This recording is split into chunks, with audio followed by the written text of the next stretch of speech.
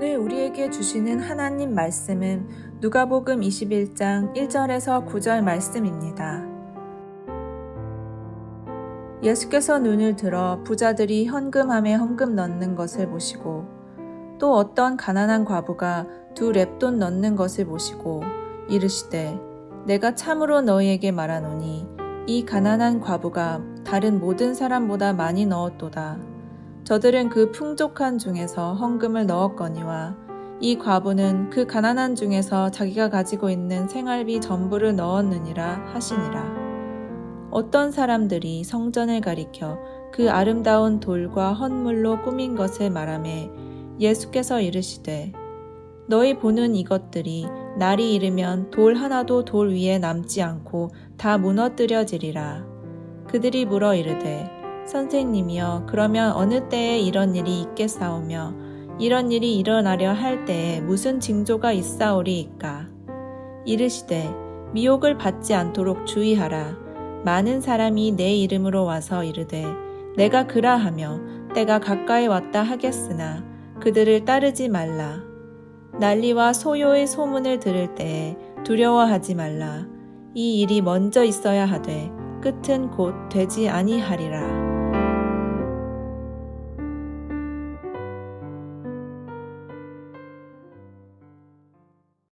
누가복음은 19장부터 예수님께서 예루살렘 성에 입성하시고 나서 십자가를 지시기 전에 보내셨던 마지막 5일을 자세하게 기록하고 있습니다.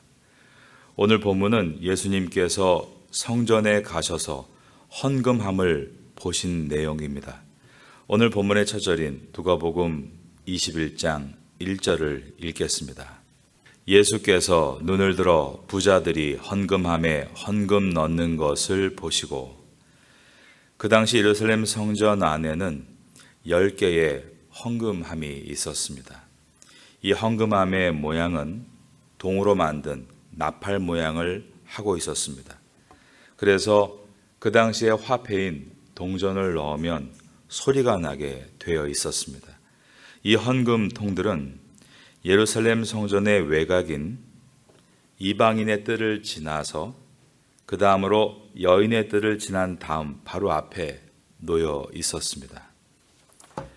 10개의 헌금통에 돈을 넣기 전에 먼저 앞에 있는 담당자에게 헌금할 액수와 용도를 말하게 되어 있었습니다. 예수님은 지금 성전에서 이 헌금함을 주시하고 계셨다는 것입니다. 왜냐하면 그들의 마음을 보시기 위해서였습니다.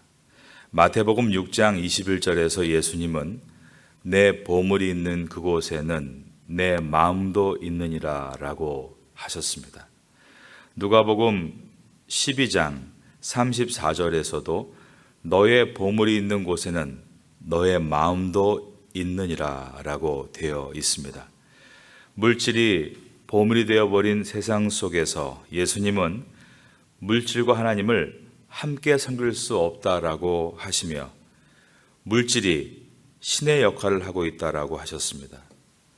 마태복음 6장 24절에서 한 사람이 2 주인을 섬기지 못할 것이니 혹 이를 미워하고 저를 사랑하거나 혹 이를 중히 여기고 저를 경히 여김이라. 너희가 하나님과 재물을 겸하여 섬기지 못하느니라 라고 하셨습니다. 여기서 너희가 하나님과 재물을 겸하여 섬기지 못한다라고 하시며 재물이라고 번역한 단어는 예수님께서 맘몬이라고 말씀하신 단어를 번역한 것입니다. 맘몬은 그 당시에 사람들이 하나님처럼 섬기던 돈 신의 이름이었습니다. 누가복음은 그날 예수님께서 바라보신 헌금함 앞에 선 2 부류의 사람을 소개하고 있는데, 첫 번째 사람들은 부자들이었습니다. 2 번째는 가난한 과부였습니다. 예수님은 이 2 사람 가운데 이 가난한 과부가 다른 모든 사람보다 더 많이 넣었다라고 말씀하셨습니다. 2절과 3절입니다.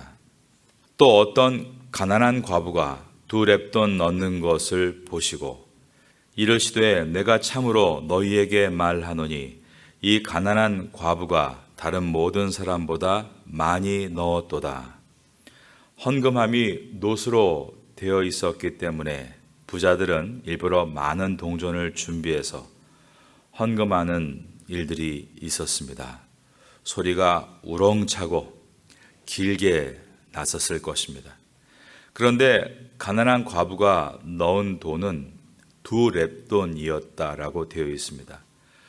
2렙돈은 한 고드란트인데 하루 품삯의 64분의 1에 해당하는 돈이었습니다.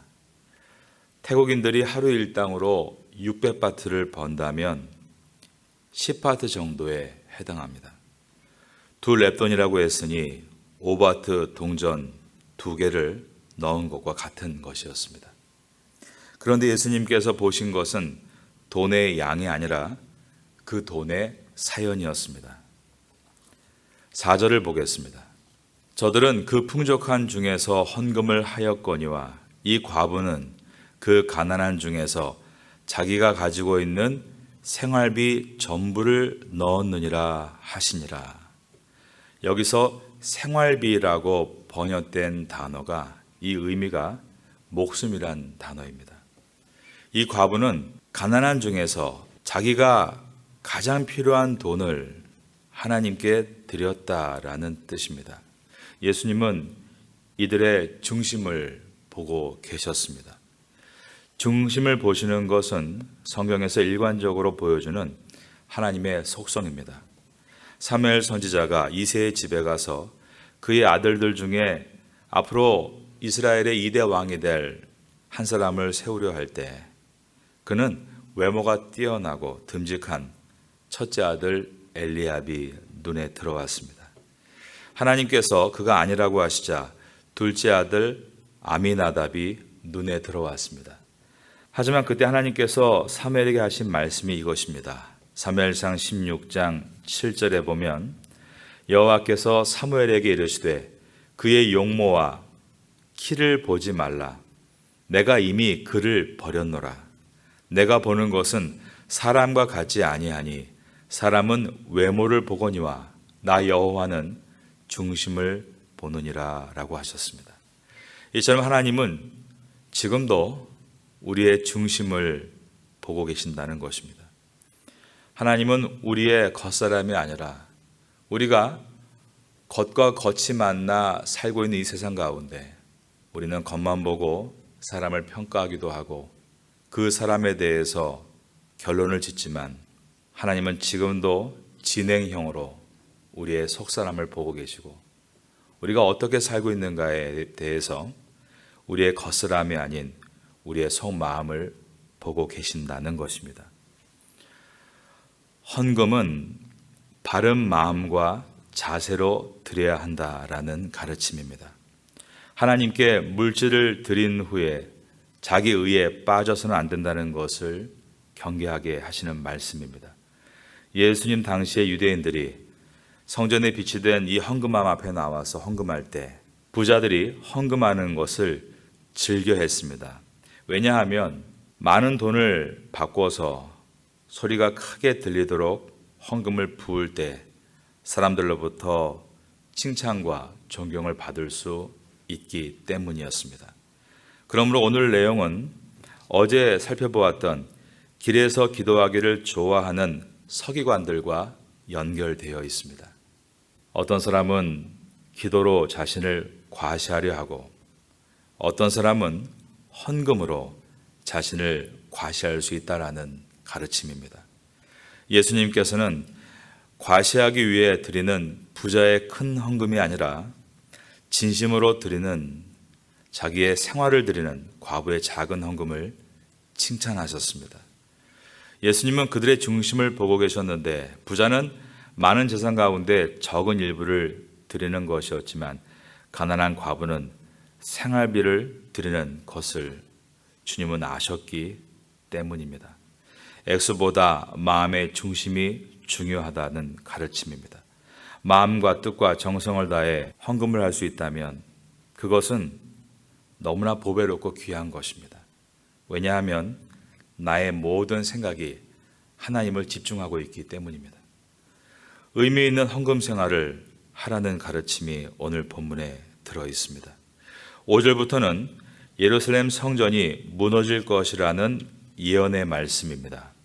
어떤 사람들이 성전을 가리켜 그 아름다운 돌과 헌물로 꾸민 것을 말하며 예수께서 이르시되, 여기서 어떤 사람들은 다름 아닌 제자들을 말합니다. 같은 내용을 담고 있는 병행본문 마태복음 24장 1절과 2절을 읽어드립니다. 예수께서 성전에 나와서 가실 때에 제자들이 성전 건물들을 가리켜 보이려고 나오니 대답하여 이르되, 너희가 이 모든 것을 보지 못하느냐? 내가 진실로 너희에게 이르노니 돌 하나도 돌 위에 남지 않고 다 무너뜨려지리라. 예수님은 방금 전에도 내면의 중요성을 강조하셨는데 제자들은 여전히 눈에 보이는 외형에 관심을 보이고 있었다는 것입니다. 예루살렘 성전은 예루살렘 도시의 약 20%를 차지할 만큼 정말 크고 웅장한 건축물이었습니다. 지금 예루살렘으로 성지순례를 가면 예수님 당시 있었던 성전 구조물 중에 한 부분인 통곡의 벽을 볼 수 있습니다. 흰색의 커다란 돌들을 직사각형으로 잘라서 벽돌처럼 쌓아놓은 이 벽은 지금 봐도 몹시 크고 웅장합니다. 그런데 이 통곡의 벽은 사실은 성전 건물의 일부는 아니고 성전 터의 기초 구조물이라고 고고학에서는 결론을 내리고 있습니다. 통곡의 벽을 통해 그 당시에 예루살렘 성전의 규모가 어땠는가를 상상해 보게 됩니다. 예수님은 이 성전이 돌 위에 돌 하나도 남지 않고 다 무너질 것이라고 하셨는데 정말 통곡의 벽, 그 벽마저도 고고학으로 원래 성전이 아닌 것이 결론이 나므로 예수님의 예언은 그대로 다 이루어진 것을 확인하게 됩니다. 돌 위에 돌 하나도 남지 않고 다 무너지게 될 것이다. 6절입니다. 너희 보는 이것들이 날이 이르면 돌 하나도 돌 위에 남지 않고 다 무너뜨려지리라. 예수님의 이 예언이 하나도 빠지거나 더함이 없이 그대로 이루어지게 되는데 그 운명의 날이 주후 70년 8월 10일이었습니다. 그날은 로마의 장군 타이터스 군대가 들어와서 로마 군들이 예루살렘 성으로 진격해 들어간 날입니다. 그날 타이터스의 계획은 예루살렘을 털끝 하나 건드리지 않고 무사히 탈환하는 것이었습니다. 왜냐하면 예루살렘 성전은 로마령 안에 있는 모든 나라들을 통틀어서 가장 탐나는 건축물이었기 때문입니다. 그러나 전투가 시작됐을 때 이스라엘 병사들은 홈그라운드에서 뛰는 축구선수와 같이 성전 안에서만큼은 하나님은 우리의 편이라고 믿고 마치 신들린 사람처럼 싸우기를 시작했습니다. 그래서 로마 병사들의 희생이 점점 늘어가자 로마 병사들도 점점 미쳐 날뛰기를 시작했습니다. 그러다가 한 병사가 성전을 향해 불타는 나무를 던졌는데 그 불이 성전 기름을 모아놓은 곳에 옮겨서 삽시간에 불길이 치솟기를 시작했습니다. 그러자 이스라엘 병사들은 전쟁을 포기한 채 몸으로 달라붙어 불을 끄기 시작했고 일순간에 전쟁의 양상은 이스라엘의 패배로 이어졌습니다. 티투스 장군은 전쟁터가 아닌 진영에 머무르고 있었고 성전이 불타고 있다는 소식을 접하고 급하게 달려가게 됩니다. 불을 끄라고 명령을 내렸으나 눈에 도끼가 가득했던 로마 병사들은 이 말을 듣지를 못했고 소란스러운 가운데 티투스의 명령을 따르는 사람은 한 사람도 없었다. 역사는 기록합니다. 결국 예루살렘 성전은 완전히 불타서 무너지고 말았습니다. 그런데 문제는 그 다음부터입니다. 엄청난 화염이 예루살렘 성전을 지나고 난 다음에 성전에 있었던 막대한 금들이 모두 녹아내리고 만 것입니다.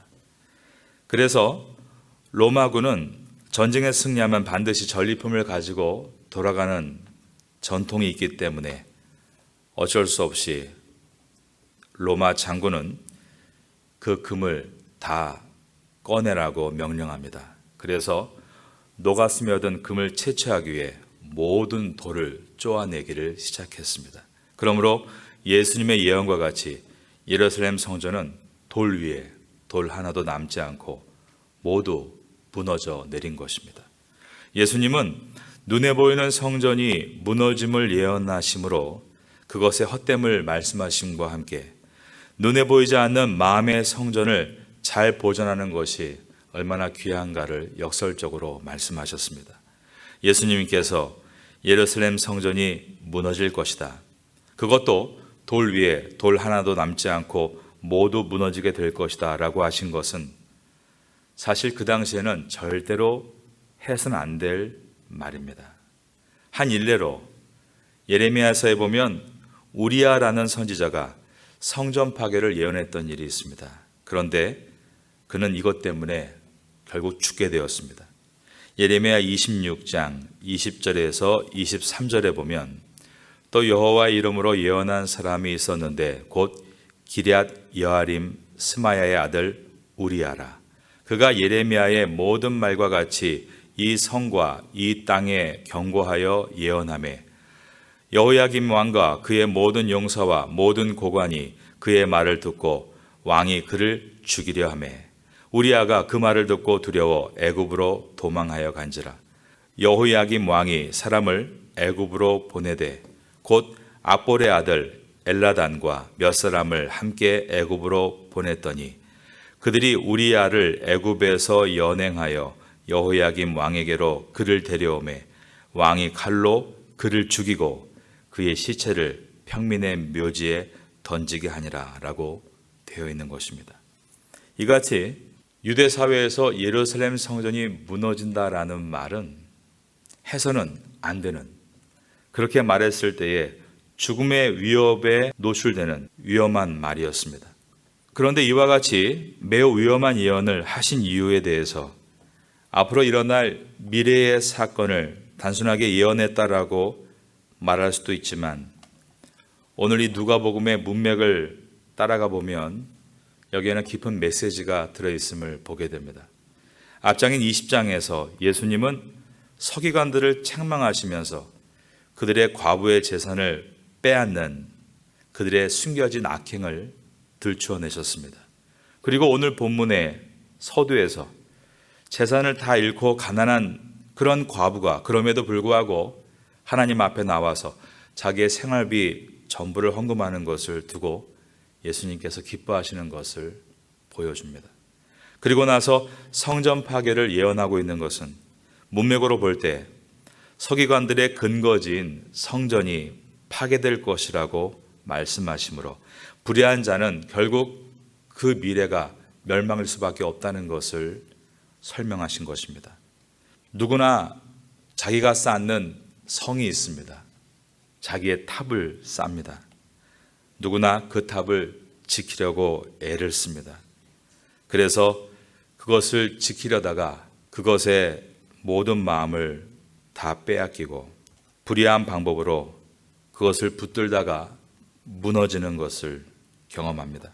내 힘으로 그것을 지킬 수 있는 것이 아님을 깨닫게 되는 것입니다. 주님은 오늘 이 본문의 문맥을 통해서 불의한 방법에서 떠나라고 말씀합니다. 온전하고 정의로운 길에 서면 지금은 손해가 있고 성을 지킬 수 없을 것 같고 실패할 것처럼 보이나 온전하고 정의로운 길에서 믿음을 지켜나가면 반드시 그것은 축복의 결과로 돌아올 것이다 라고 하셨습니다. 서기관들의 탑은 다 무너졌지만 주님께서 너희들은 서기관처럼 되지 말라라고 하시며 그 당부를 들은 제자들은 훗날 사도가 되어 가는 곳마다 복음을 통해서 많은 영혼들을 회복시키고 살리는 일들을 감당할 수가 있었습니다. 세상의 원리는 늘 성경대로 살면 실패할 것이라고 말하지만 성도들은 그럼에도 성경으로 살아 승리하는 사람들입니다. 이 은혜를 붙들고 살 수 있는 참된 성도가 될 수 있기를 예수님의 이름으로 축원합니다.